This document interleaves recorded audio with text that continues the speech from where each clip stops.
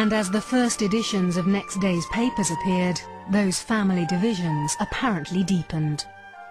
Wednesday night at Balmoral was fuelled with argument and debate and bitterness and realisation that the mood in London was one of sheer revolution. The Queen's advisers decided they really had to tell the Queen that this was how it was and that she had to change her ways. And I think that is when she finally bent to the public will and decided that a flag would have to be flown at half-mast. And eventually other changes followed.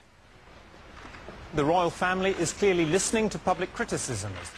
The next day, the royals finally left Balmoral to see the floral tributes left outside the gates. The family had been stung by all the criticism, and in the new film's most disputed scene, it's claimed the Queen was so upset she contemplated abdication.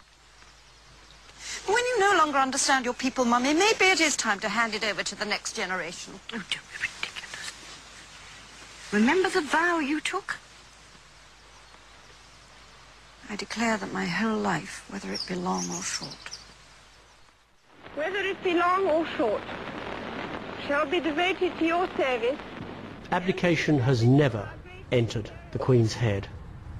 The job to the Queen is for life, and life means until she draws her last breath. So any reference to abdication in this film is pure nonsense.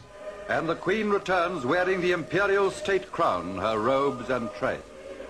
I don't think abdication is ever mentioned. When she took her coronation vow, she vowed in the eyes of God to reign as long as she was fit and able to do so, and she sees that as her duty and always will. 5 days after Diana's death, the Queen flew to London and faced the crowds outside Buckingham Palace, in a walkabout arranged by her then press spokesman. My feeling once I heard the applause was one of relief.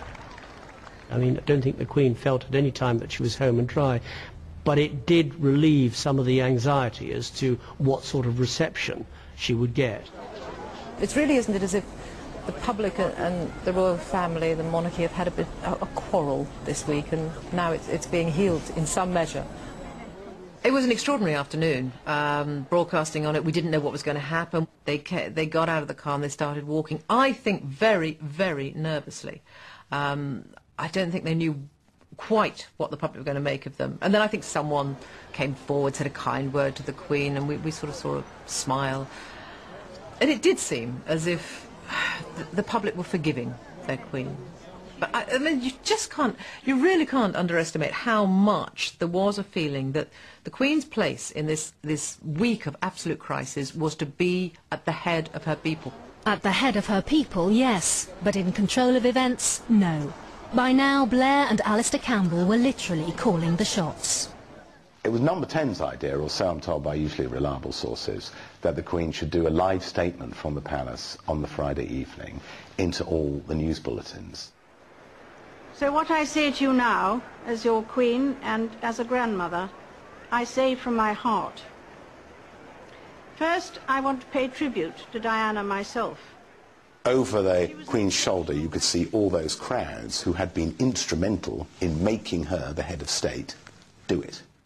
I thought she hit exactly the right note, and I thought the line, which we know came from Alistair Campbell, of speaking not only to you as your Queen, but as a grandmother, was absolutely ace. I thought she got it perfectly.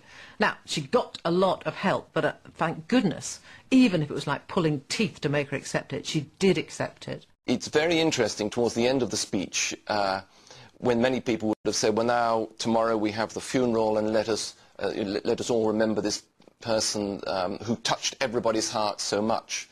She doesn't say everybody's hearts. She says many people's hearts, because she knew people who had a different view of Diana. 7 days after her death, the Union Jack was eventually flown from the palace and lowered to half-mast for the funeral service.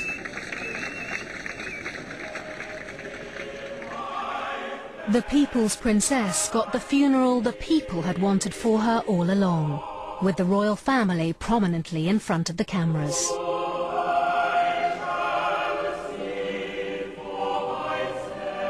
More than 2.5 billion people worldwide watched a nation in mourning, and an institution emerging from its biggest test for centuries.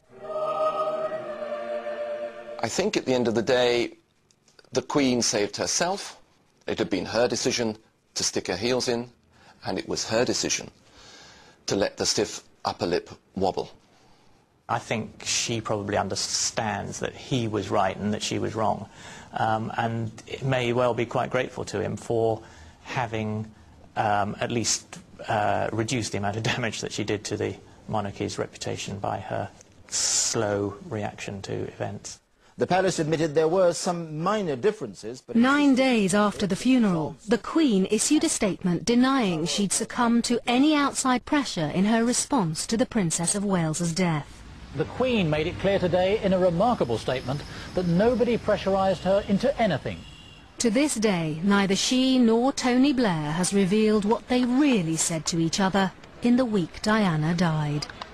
Downing Street were portrayed as the great saviours. They weren't the great saviours. They were the new kids on the block. The monarchy didn't suddenly change on the 31st of August 1997. The monarchy has been changing for 1,000 years.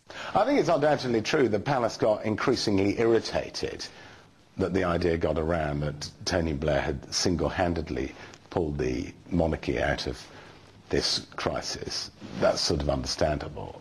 But I think the truth is, you do have to wonder that if he hadn't made the interventions he did make, where they would have ended up by that weekend.